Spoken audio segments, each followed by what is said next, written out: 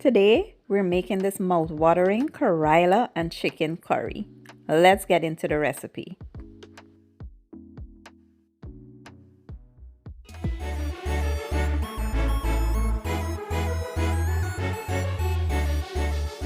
Alright, let's take a quick look at our ingredients. Here I have my chicken already well seasoned, and I'll share the process in a minute. I have my Karela already chopped up.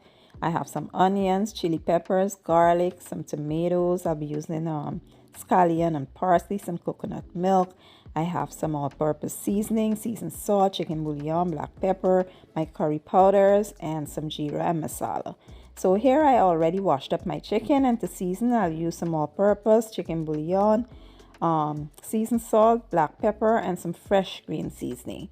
Mix that well to combine, and I allow this to marinate for about an hour or so. Here I've been preheating some oil, and I created a curry paste. Add that in along with some aromatics, and then you will give it a stir and allow it to just go for about 4 to 5 minutes or so, cooking away that raw curry taste. Once that is done, you want to add your chicken, give it a good stir, and just allow it to go a bit for about 5 minutes or so. After about 5 minutes, this is how it's looking. We're going to cover it and allow it to release all of its moisture. Once the moisture is released, this is how it should look. Now we're going to leave it uncovered and allow the moisture to evaporate.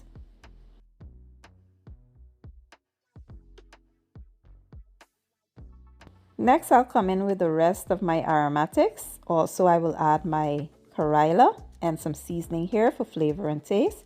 You can taste and adjust to suit your own preference. Give that a real good toss, make sure it's well combined, and then we are going to follow up with our coconut milk.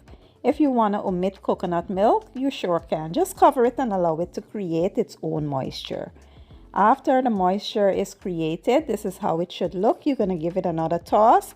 Taste here and make sure that it suits your preference. I did add a pinch of sugar just to balance the bitterness out, and I will cover and allow it to continue cooking until it is all done.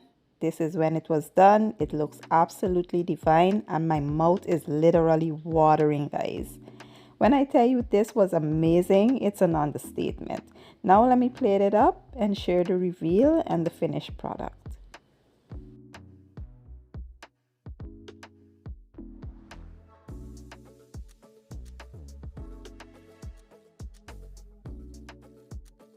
So I paired this with some brown rice and cucumber and carrot ribbons. Let me tell you, this was chef's kiss.